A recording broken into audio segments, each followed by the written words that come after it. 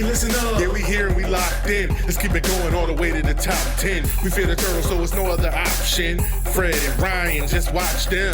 Let's take it to the max. It's the shell and tell. They come with all the facts. It's the shell and tell. Let's take it to the max. It's the shell and tell. They come with all the facts. It's the shell and tell.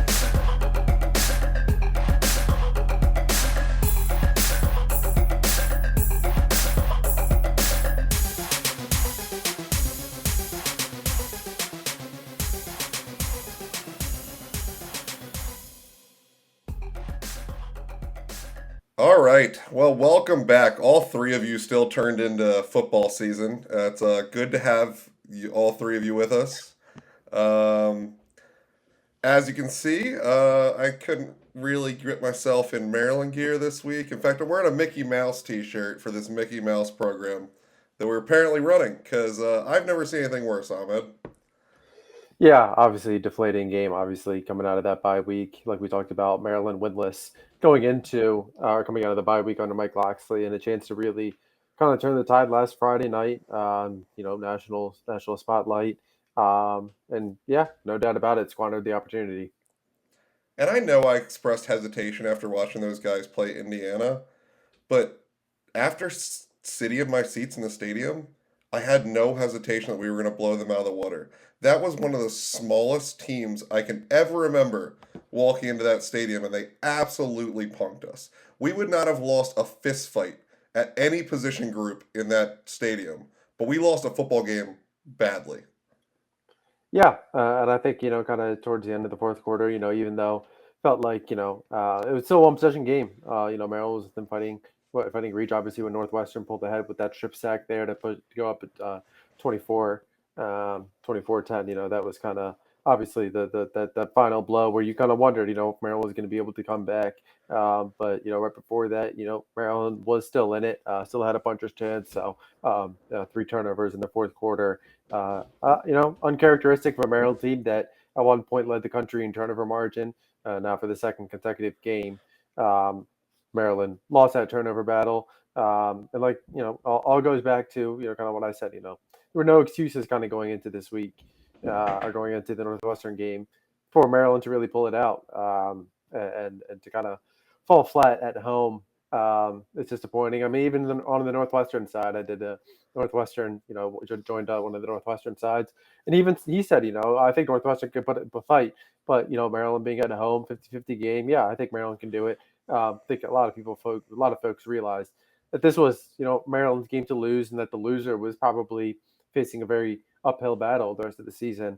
And unfortunately, Maryland has not been able to change the tail. Yeah, I mean, what a weird way to lose a game, basically across the board. Maryland wins in almost all statistical categories. They were in total yards, in passing yardage. They had a slight loss in the rushing yardage, but the only position of size that Northwestern did have was their starting five offensive linemen, and seemingly the only thing they couldn't do against us was run up the middle. So that was very confusing. We had 25 first downs to their 10 first downs. Their third down efficiency, we held them to 3 out of 12. All of these stats sound like a winning game, and we just basically got boat race. Yes, we made it a game at 10-17.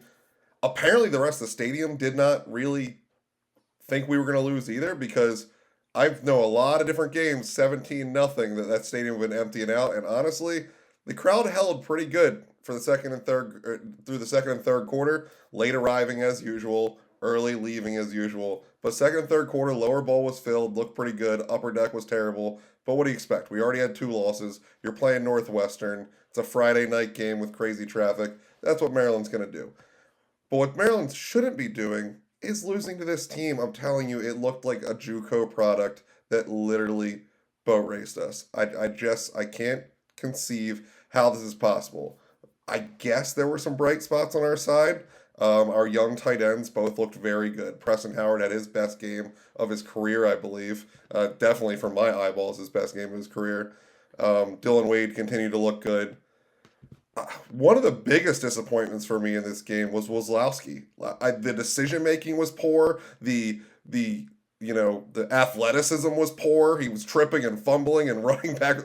It didn't look like he should be out there. And the most disappointing thing was when he muffed the punt and was back out there the next time. How is there any accountability on this team? I get player-led culture, but at some point, if you've screwed up 3 times in a game, you have to sit on the bench. You can't be out there anymore. There's no chance that in that moment he was our best option for kick return or punt return. It clearly wasn't his day. He needed to be on the sidelines. I don't get it. Yeah, Ricardo Cooper, he had a chance to field that kick return as well. Had that one kick return that landed at the one, stayed in the field of play, and then he had to kind of adjust there. So Merritt lost that field position there. And Swan Brigatash, he was another guy that, he took that first punt return. So here's another option for Maryland. But yeah, obviously, through that bye week, that special teams game, figuring out a way to get the explosive plays is something that has been a focus going into the season, kind of what he showed last year, Wazowski, that was kind of his game and where he really shined. So no doubt, Maryland has kind of lacked. Bryce McPherson has obviously really been able to help Maryland win the field possession battle through that first month of the season. But beyond that, Jack Howes, he's kind of been able to take some steps as well. But I think getting some of those explosive plays to kind of help the field position battle for the offense. That needs to be a point of emphasis kind of through the second half of the season now. Yeah, I mean, it was a poor day for special teams pretty much all the way around. I will say that the punt coverage looked a little bit better. That's the only thing I can give credit for on the special teams for that day. I'm also interested, I mean, maybe it was just a bad hold, maybe it was a random kick, but does Jack Howes even have the leg to try that kick at the end of the first half? Because it was a good 10 yards short. I get missing it. It's a long kick. I'm not mad if you miss it. But if you can't get the ball to the goal line, then I don't know why we're trying that. You'd be better off throwing a Hail Mary in that situation or letting your punter kick it. I don't know if you. So it's an interesting thing. I don't know if Loxley covered that in the postgame. If anybody asked if he's seen No, he that hasn't. distance, He no. hasn't. He hasn't talked about that touch line. I mean, I believe he Yeah, said within 37, 38 yards was kind of that target for him last year. And it seemed like kind of there was confidence in House to be able to kind of stay within that range, and as long as he was able to get kind of that adequate time to kind of lead up to it, rather than maybe a rushed a field goal attempt, where it's third down, clock's running, he has to get out there, those are yeah. I maybe mean, it some of was the a hard. Like I situations, said, but a miss is not a big deal. It just kind of blew my mind how short it was. Like, why did yeah, we even do that? That's all. But yeah, yeah. so it was a very difficult situation. Most kickers are not going to pull that off, honestly. But it's just disappointing all the way around. Ty Felton still looked very good. Still looks like he is going to be something special at the next level, and it's just beginning to feel like, unfortunately, we're going to waste an amazing season that he's putting in front of us. Yeah, I think at this point, obviously, Maryland, it took Maryland a little bit of time to get the ball to Caden Prather and Ty Felton there, even though they combined for, I believe, 33 targets, of 33 of Billy Edwards, 51 targets in the game, 17 catches for Ty Felton, finished 77, Prather at 81, but really just kind of felt like the explosive plays, the chunk plays just kind of really weren't there for Maryland's offense. And then I think kind of the more disappointing thing is, obviously it's been a continued point of emphasis for Maryland to get better at, but averaging under 2 yards per carry in a game, that Maryland had really a chance to get back on track offensively, and 2 weeks of really drilling into it. I thought that was the more disappointing result from Friday's game. Yeah, completely disappointing. And continued to see heavy doses of Roman Hemby. Again, nothing wrong with Hemby. Our offensive line's bad. And if you have a bad offensive line, the secondary options, the hole that wasn't supposed to be a hole, becomes a much bigger option. And so we need speed out there if you're going to try to win. And Hemby is not top line speed. I need more carries for Nolan Ray. I need a real offensive line. Unfortunately, you can't do that midseason. Uh, I don't know. This is going to get worse before it gets better. I am not saying we're going to go 3-8. I'm not saying we're not going to go 3-8. I don't. I don't. I don't know. It's one of the lower points. Not thinking about selling tickets. We covered that already. My tickets are staying empty for a season before I get rid of them. But it's so hard. It's hard to keep defending it. It's hard for the naysayers, the Locks can't coach crowd. They get louder and louder. And I just sit here and, worry what if they're right? Because what then? Like, Locks is our only chance of being a dominant team year after year. Any other coach that comes here and wins 10 games is on another team the next season. And we will never have the money to compete to keep them in the place.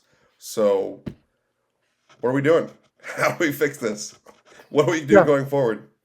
Yeah, I think that's it's a tough sell. I know obviously a lot of people have been talking about Tyler Loxley. I think that's just kind of that's the social media reaction where a lot of people where social media just kind of brings out the extreme emotions, which are completely justified. A couple people obviously like I said is it realistic? No, 100% not. No, But, he will 100% be the coach next season. yeah, Period. I mean, there's there's arguments starting after that season, unfortunately. But 100% he will be the coach next season. So there's really not much point in talking about it. Yeah, exactly. But I think that's kind of the point. That kind of in year 6 now. Maryland is kind of still seeing the same issues. I think that chance to just make each of these losses as an outlier rather than a consistent theme. I think that's kind of why it hasn't sat well with Maryland. Obviously, a lot of Maryland fans looked at this season, looked at this week as that potential what if game, what if Maryland can really pull it off. And a lot of fans said, hey, Maryland, they could be 6-0, they could be 5-1, and 2 losses. I think the average fan would have said, yeah, that's probably the floor of what you expected. But I think heading into this game 3-3, which again, USC, I think a lot of people didn't expect them to be 3-3 as well. Obviously coming off that 33-30 overtime loss to Penn State this past weekend. But again, I think kind of for Maryland in year 6 to lose the way that they did. And again, losing to Northwestern, this is third 2 years time. in a row. Yeah, 2 years in a row, third time in 4 years. It's no doubt it's been deflating. I think kind of. And at least last season, I didn't get to see how small they were. They were out in Chicago. I could imagine that maybe they had a good. No, there is no chance. Like, I would have put all the money down standing 25 feet from their bench that we're gonna beat them by 30. It blows my mind. It really feels like a curse. It feels like the bye week curse is real. It feels like the blackout curse is real. I've already asked multiple times, can we murder this blackout? Please, for the love of God. I know other things we've talked about on this program have popped up randomly, and there's definitely nobody listening to this show or Maryland that's definitely picking out ideas. No more blackouts. Please. The next time you have a blackout, you better won 10 games the season before. It's insane. We cannot win them. Terrible things happen all the time. There's no reason for it. Plus, you can't fill the stadium. This was the best looking blackout that we've had because Northwestern didn't come either. That was the only reason that it was the best blackout, because every other year you invite a team that sells 9,000 lower bowl tickets. Stop the blackouts. Never more, please. I mean, I don't know. I think rebrand. I mean, at the end of the day, you're a program like Maryland. You're not going to give up on fan support. You want to get people out. You want to get people excited. Obviously, the blackouts under Locksley. Way. Yeah. I mean, you're going to have night games. I mean, you have black uniforms. I mean, you just figure out a way to rebrand it. I mean, you got to get people out. I think it's obviously it's the losses in well, let's in the go games. all white uniforms for the night game next year so that we can bring lightness to the dark. Well, I mean, we're gonna get rid of this curse with all white uniforms, all white helmets. Yeah, again, I think it's just it's rebrand, call it something else. But I think I do kind of agree with that point. But yeah, like I said, I think it's kind of at that point of kind of apathy. I think obviously Maryland, they can go out this weekend, they can pull out the win, and that would shut up a lot of the naysayers. But I think a lot at this point. At this point, it's an uphill climb for Maryland to really get bowl eligibility. This was kind of the easier part of the schedule. You got road games against Penn State, Oregon left on the schedule. Got Iowa coming to College Park. Got Minnesota, who managed to take down USC at home. They'll be coming off a bye as well. as they prepare for Maryland. So not a lot of easy matchups. Rutgers as well. He was coming off blowout loss. I believe that final was 42-14. Unfortunately, might have had Rutgers plus 14.5, but that's another discussion. But yeah, obviously, this back half of the schedule, I think it doesn't shape up well for Maryland. So I mean, don't get it's me going to wrong. be, I'll be there, and I'll be happy if USC win if we beat USC. But it's not going to shut anybody up because 3 losses still was not like the USC win would have been to cover up the Michigan State loss. So we're still behind the 8 ball. Like even with a USC win, there's still a good chance you don't end up bowl eligible because there's not guaranteed wins on the back end of this schedule. We can beat Rutgers, we can beat Iowa, and then you can have miracles against the rest of them. But I just don't. It just doesn't feel like that. So yeah, it's going to take more than one. I don't think you're just going to be like, "Oh, everybody's back on board." And these are not anti-locks takes on my side. This is scared. I just wanted to make that clear. I am not in the fire locks crowd at all. I am scared of the what if is right. That's what's creeping up your head because I don't see a backup plan, and that's why I've been the number one defender of locks the whole time. Is I don't see another option. There just has never felt like there's any realistic option, and even the loudest voices have never given realistic options. There's never been a list of coaches that would be better. It's just we want better. Well, of course you do. Everybody wants better all the time. Like it's just completely unrealistic. yeah. I think I think it's completely fair, and I think Um, I'll say this, Ryan, I know we kind of went back and forth about it, beforehand, and I don't know if it's necessarily a point blank answer, but someone tweeted at me and said, that I know I'm a journalist, but I'm a biggest football lover as there is out there. I got to be pissed, and I don't know that pissed is the word. I always felt like 2019 season, Lockheed's first season, obviously, after that Syracuse game, it was, that went downhill Mayhem. fast. Yeah, and COVID happened. And even, 2021, the West Virginia game, and, there were ebbs and flows, obviously, but it always kind of felt like, um, there was always like a hope, like, all right, there's a wave of recruiting class, like there's that next Progression. wave. There's like that next line, like there's something to look forward to, and then it became, and I still stand by it, Maryland, you look at pre or I guess pre Loxley and now Loxley. Maryland is still against the big boys, against those Ohio States and Michigan. Before this season, they're still plays, not players, away from that really pulling off one of those big Yeah, wins. it was Um, better. yeah, like that being competitive, and I think that's someone actually he brought that up, and kind of talked about this is kind of moving the goalpost. But I just kind of think at this point, a lot of people they kind of note that 2025 recruiting class. Yeah, Malik Washington, he's a game changer, no doubt. He'll be here in January. Iverson Howard, Lamar Williams, who will be back here this weekend. I'll have an update on him later this week as well. But I think a lot of people are just kind of at that point where they're not sure that we're a recruiting class away. It's we're one piece away, or if we can just get this down, we'll be fine. Like I think it's the same kind of issues year in and year out, and I think at this point in year 6, there's a there's a lot of people that feel that there's a level of kind of apathy, kind of moving forward. So I fear, and Maryland, they did a flash sale. I don't think they posted on social media, but flash sale, 40% off tickets on USC game through Wednesday. And I just kind of fear that when the day comes, because I do still think that Locks will get that big win against one of these big dogs at home. But I do fear that there's going to be a lot of Maryland fans that are frankly watching it from the couch, and it's gonna take Maryland to do something on the field in order for them to say, all right, like I wanna get back out there.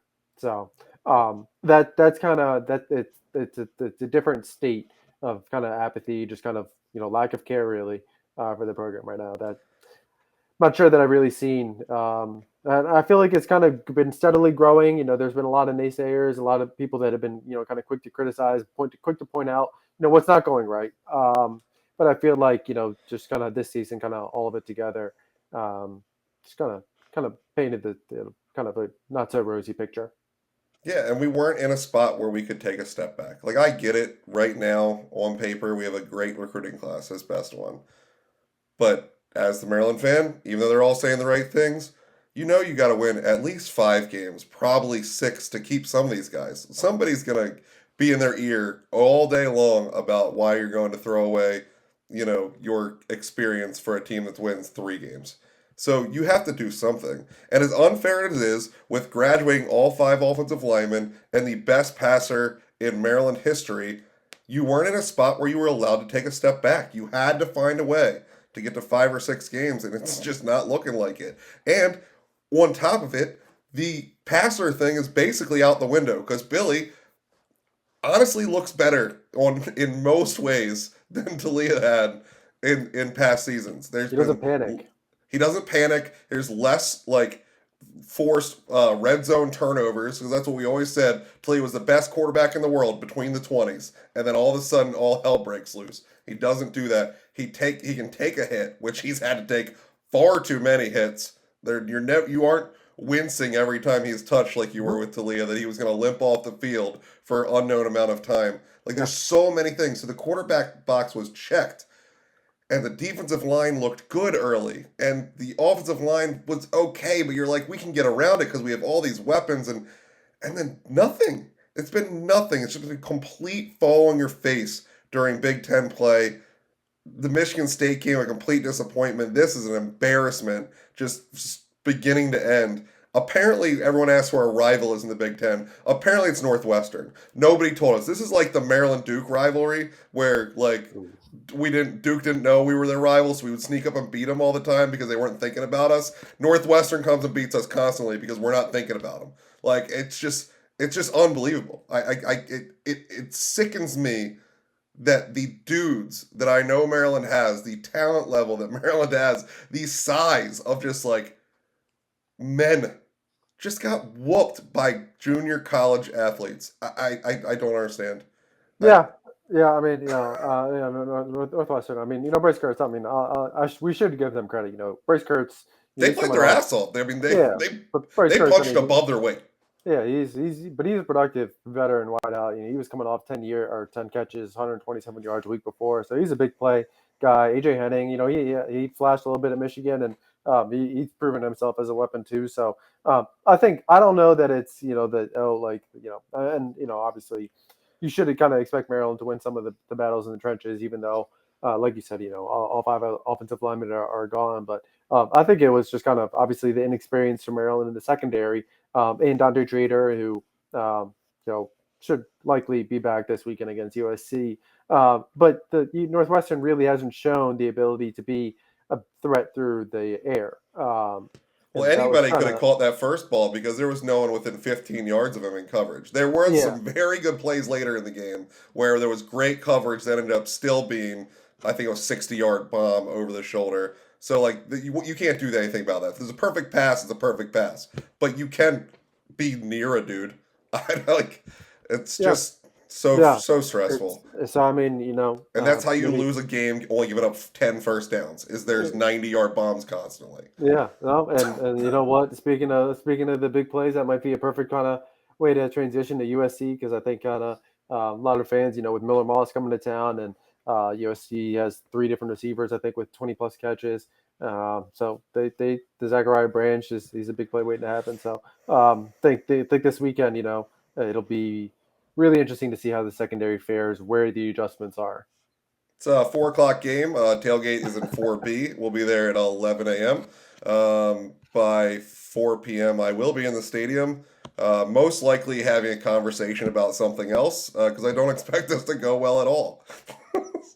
Yeah, it's tough. I mean, again, this line is kind of interesting. I think someone actually mentioned it opened at 6.5. So I didn't see that. When I saw it first, I saw it was 8.5 on DraftKings, but I did see it came down to 7.5.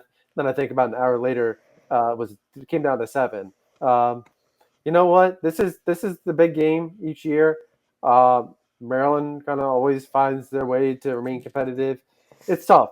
it's tough. You will not convince me this time, Ahmed. I was No, ready to predict a loss last week, and I backed off. You will not convince me this week. no, but I mean, I'm not coming out here to predict a win. I did think it was kind of interesting that just kind of the line was coming down, but I mean, it's true. You know, the big games against the I marquee will be opponents at glad to home. be wrong. I will be Yeah, of so course. glad to be wrong. Of course. But I mean, I think the both sides of it. I think the teams. I think when the Big Ten traveling 2+ hours, they struggle. I think it's only one win in 8 games so far this year. But when you look at the Maryland USC matchup, I mean, again, it's kind of that big play opportunity. Dante Trader, I think, kind of his return really is essential for Maryland to really have much of a chance.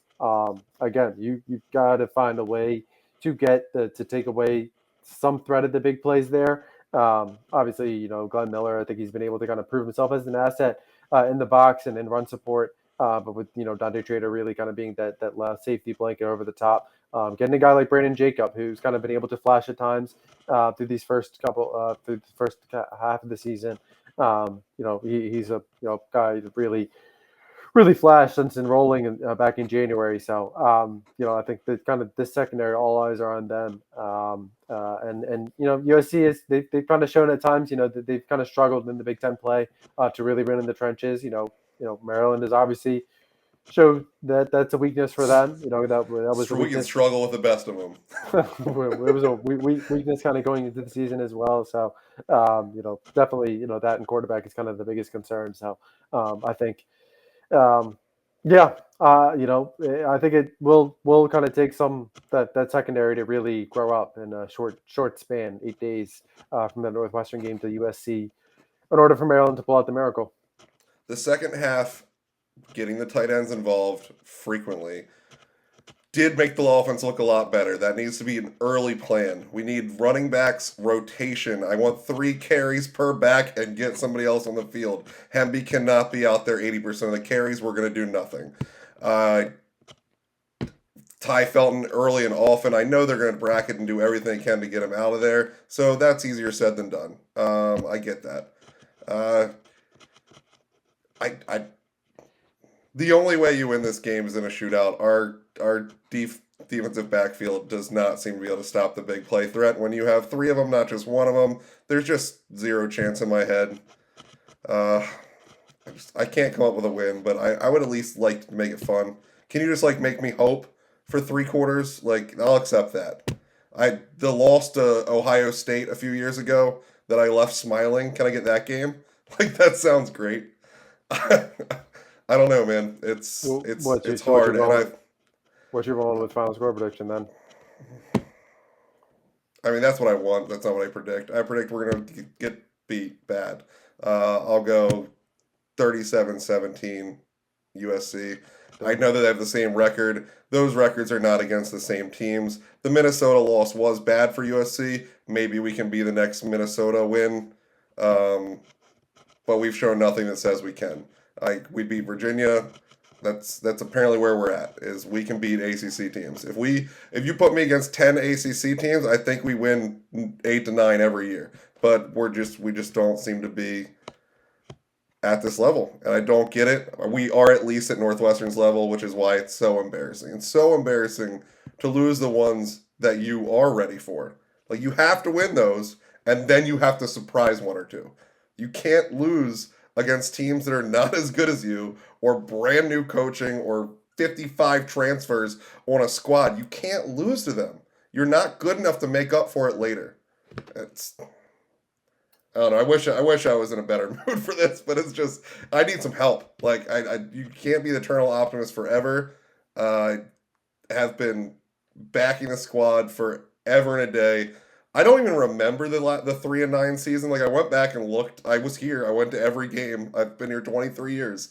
But my optimism heart just won't remember that season at all. And I hope I'll forget this one shortly. Yeah, I think it might be tough. I mean, I think it's tough, kind of for this weekend. Obviously, like I said, that pressure kind of continues to mount, each week, But I think kind of for Maryland, I think this is kind of the tough matchup. Obviously, homecoming game, so I do think it will still be a good atmosphere because kind of going to this season, it seemed like there were a lot of people that were still Yeah, a lot of targeting people this were game. bought tickets before the falls. So they should still be there. Yeah, I mean, there's just like a lot of like out of towners, planning tailgates, all that stuff for this game. So I think that this should still be a good atmosphere. But I kind of agree with you. I think USC. I was actually going 38-17, but I feel like in honor, I guess, of avoiding the same exact answer, I'll go 31-10. Actually, no, I'll go 31-17. I'll give it a little bit more of a fight. But again, I think this is kind of that chance for Maryland secondary. We'll see.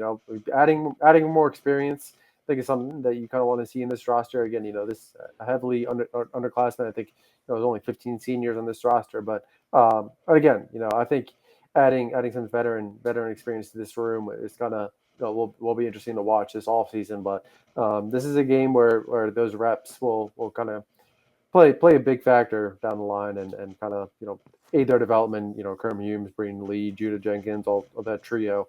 Yeah. All of them kind of coming along. They're not bad. They're just not ready. But that's what, and that's the thing that might shut up. No, nothing's gonna shut up the loud ones. But the things that might calm me down is Loxley's best coaching job is gonna have to be stopping the portal this offseason. We've been very lucky with minimal portal losses the last few years, but the program's been on a somewhat upward trajectory. Is it been a slow upward trajectory? Yes. But it's shown promise. There's been a better bowl each year. You end on wins. Like, there's a reason for optimism in the program. We could still do that by some miracle, but most likely that's not the way the year is going to end. So his best coaching job is going to be the self-recruiting and stopping some of this young talent from leaving so that when you do bolster it with whatever recruiting class is left, you can still try to progress. I'm terrified that if you have as bad a season as it's looking out to be, that anyone that can start is going to jump ship because that's the portal. That's what we've been seeing, is that people just leave. And we've been able to fight that off with the player-led culture and with the progression and with the, we're all family stuff. But, everything's good when you're winning. I don't know if this is going to be enough winning. Yeah, we'll see. Only halfway through the season, so it's a long way to go, but no doubt. Yeah, they beat Oregon and Penn State, and I look like an idiot, and then I'm really happy. We're the happiest idiot in the planet. I'll be very, very interesting for the season analysis if that plays out like that. Yeah, we can't beat bad teams. Please put us against a good team. one week at a time, though. So we shall see how it comes out in College Park on Saturday. All right, guys. Well, unlike last week, here's to wishing all is well under the show.